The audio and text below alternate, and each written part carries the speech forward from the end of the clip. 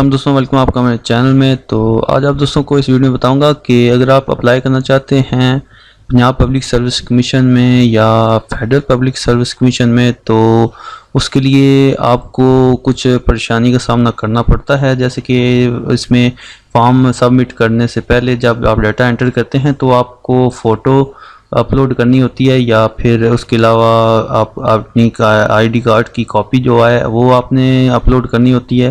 लेकिन वो एरर आ जाता है समटाइम्स, क्योंकि वो फाइल टाइप या तो और कोई होती है आपकी, या फिर उसका जो फ़ोटो का साइज़ है वो काफ़ी ज़्यादा होता है जो रिक्वायर्ड साइज़ है उससे। तो वो आप किस तरह से चेंज कर सकें और फ़ोटो को रीसाइज़ किस तरह करेंगे, ये मैं आपको बताता हूँ। तो ये एक वेबसाइट है, ये शॉर्ट लॉजिक्स के नाम से एक वेबसाइट है।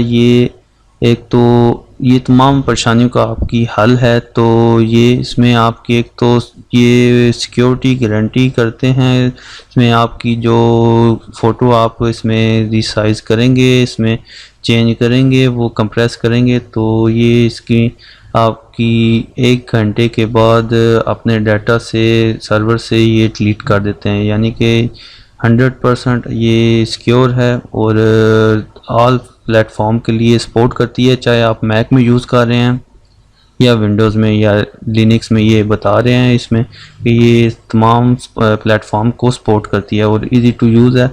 और इसके अलावा आप को मैं चेक करवा देता हूँ। ये मैंने फ़ोटो सेलेक्ट की है, चूज़ फाइल पे जाके ये सेलेक्ट कर लीजिए। फिर आपने करना ये कंप्रेस सेटिंग इमेज पे जाना है, इस पे आपने टिक कर देना है, तो ये मैसेज आ जाएगा इस तरह का।